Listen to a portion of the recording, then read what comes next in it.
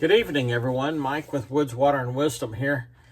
Just thought I'd come make another video for you guys this evening. Hope you're doing well. Hope you're enjoying your new year so far. This video may be a little bit different.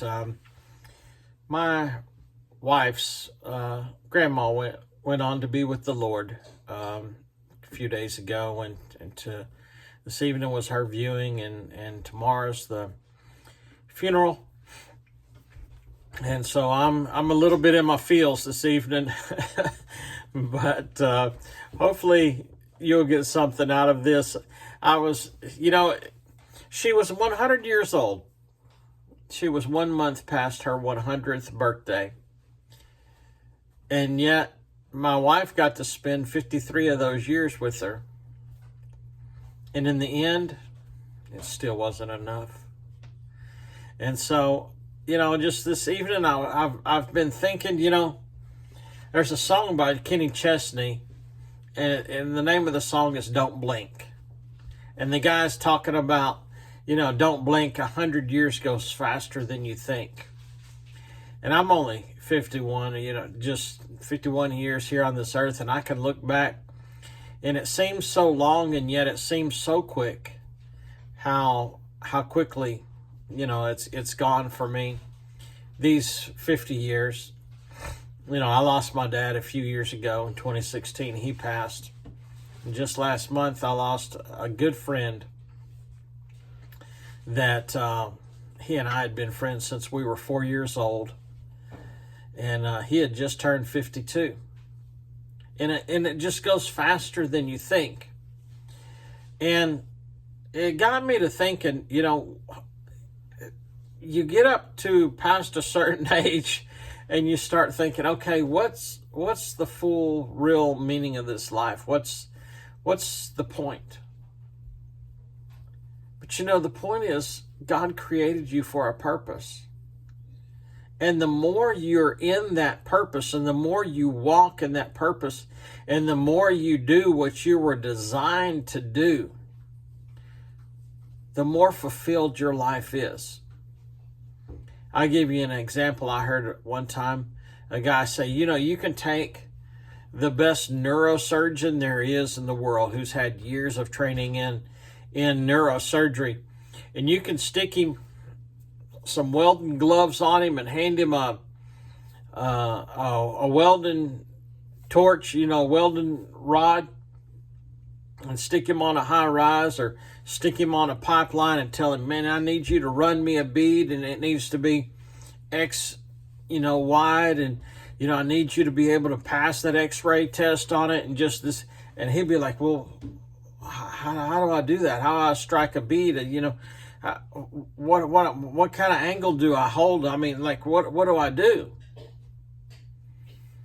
And likewise, on the flip side of that, you can take one of the best welders there are, stick him in the OR, scrub him up, stick some sterile gloves on him, and say to him, okay, doc, how do you want to open? What's the plan for the surgery? What are we going to do? How do you want to open? Once we're open, what do you want to do? How do you want to resect this? And then, how do you want to close out? Do you need what kind of thread do you want to close with? What kind of needle do you need? What should we set the anesthesia? And if he's a welder, he's like, I don't know. And each of those individuals can feel very stupid and very ignorant and just discombobulated because they're out of their place. They're not where they're supposed to be. Likewise, if you're following your own plans and you're not following God's plans, you can seem discombobulated. You can be frustrated. You can be where it just doesn't feel like anything's working right. Why? Why is that? Because you're not where you're supposed to be. Because you're not in the plans that He has for you. You're following your own plan and purpose and pursuing your own things. You know, God has a plan for you. He designed you for a purpose. He built you for a purpose. And if you're not following that, then you can feel out of place. You can feel discombobulated. You can feel frustrated because you're not doing what you were built to do. In James chapter 4, it says this, verse 13.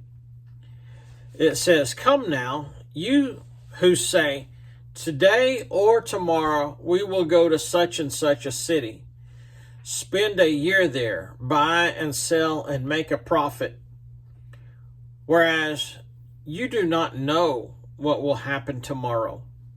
For what is your life? It is even a vapor that appears for a little time and then vanishes away. Instead, you ought to say, if the Lord wills, we shall live and do this or that. But now you boast in your arrogance. All such boasting is evil. Therefore, to him who knows to do good and does it not, to him it is sin." There's a lot of pursuits. There's a lot of things that we can do that seem right to us. Proverbs says, the way of man seems right in his own eyes, but it leads to destruction. There's a lot of things you can do that seem okay, but you don't know. You know, if you're not pursuing what God wants for you, He has for you, what His purpose and His plan and His pursuits for your life are, it's not going to matter in the end. And 100 years goes faster than you think. I can see that in the last couple days. 100 years, even when you get to the end of it, still not enough. Still not enough time. And we just have this one life to live. You know, that song that I was telling you about, Kenny Chesney, he said you can't get to the end of it and then just flip it over like it's an hourglass and just flip it back over and go back the other way. You just have this one life to live, and what you do here, it determines how your eternity is going to be spent. And it's important. In Ecclesiastes chapter 12, verses 13 and 14, it says, "Let us hear the conclusion of the whole matter." This is after he's went through all the pursuits of life. He's talked about it. If it's riches, I pursued it. If it's women, I pursued it. If it's horses and chariots and houses and things, I pursued it. And he says, let us hear the conclusion of the whole matter. Fear God and keep His commandments, for this is man's all. All. This is man's all. This is everything. For God will bring every work into judgment, including every secret thing, whether good or evil. Fear God and keep His commandments. It's everything. It's the sum total of everything that counts, of everything that's important. If you're pursuing your own things, that's not important.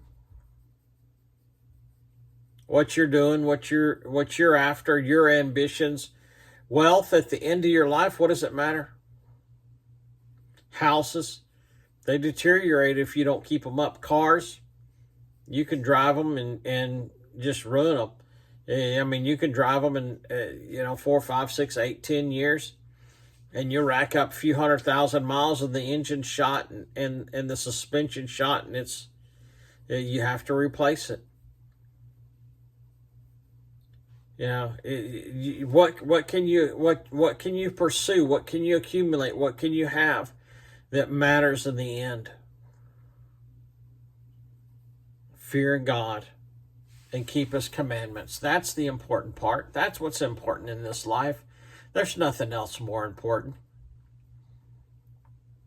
And even if you live 100 years, it goes faster than you think, my friend. It goes faster than you think. So that's what I had for you. I just want you to think about, we're starting a new year.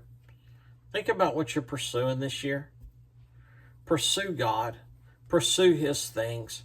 Find out what His plans and His purposes are for your life and pursue those. That's the most important thing. I hope you got something out of this. I hope it causes you to pause and think for just a minute so that you can focus on what the true important thing is, which is God and His commandments, what He says, what He desires for your life, what He put you on this planet to do. That's the most important thing. There's nothing more important. If you like this, hit the thumbs up, subscribe to the channel, leave a comment down below. I enjoy reading your comments, and I'll talk to you soon. God bless.